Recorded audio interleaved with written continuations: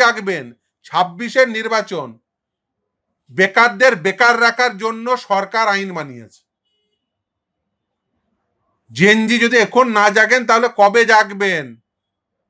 26-এর নির্বাচনে গোটা রাজ্যের যারা চাকরি পাননি পরিষ্কার বুঝে নিন, আপনারা মমতা ব্যানার্জি আপনাদের বিরুদ্ধে আইন তৈরি করার জন্য আপনারা চাকরি পাননি। নতুন সরকার যে আসবে আপনাদের জন্য যা নিয়োগের জন্য যা নাম্বার থাকবে, অর্থাৎ 100 নম্বর, শিক্ষক হোক অন্যান্য ইয়ে হোক তাদেরও 100 নম্বর, মানে সকলের জন্য সমান কম্পিটিশন করে পাবে, আপনাদের প্রত্যেকের চাকরি হয়ে যাবে।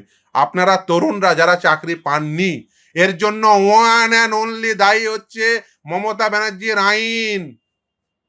দুর্নীতি যেমন একটা প্রশ্ন, তার থেকে বড় কথা হচ্ছে আইন। মমতা ব্যানার্জি আইন তৈরি করে আপনাদেরকে বেকার রেখে দিয়েছে।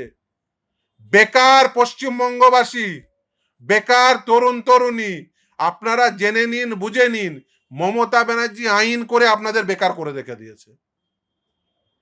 নেপালে জেগেছে,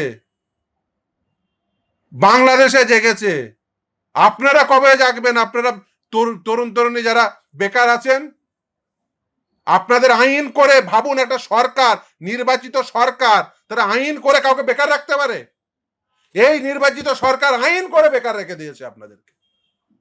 বেকারদের বলেছে আপনাদের জন্য নিয়োগ প্রক্রিয়া 90, আর যারা চাকরি করছিল তাদের জন্য নিয়োগ প্রক্রিয়া হচ্ছে 100 নম্বরের। কম্পিটিশনে ওরা প্রথমেই আউট। কিসের জন্য এই বাড়তি 10 নম্বর? কারণ ওদেরকেই আবার চাকরি দিতে হবে মমতা ব্যানার্জি। কারণ এই যে যারা টেন্টেড, তার বাইরে যে সকলেই আনটেন্টেড, এটা যদি হতো তাহলে তো সুপ্রিম কোর্ট নিয়োগ প্রক্রিয়া বাতিল করতো না।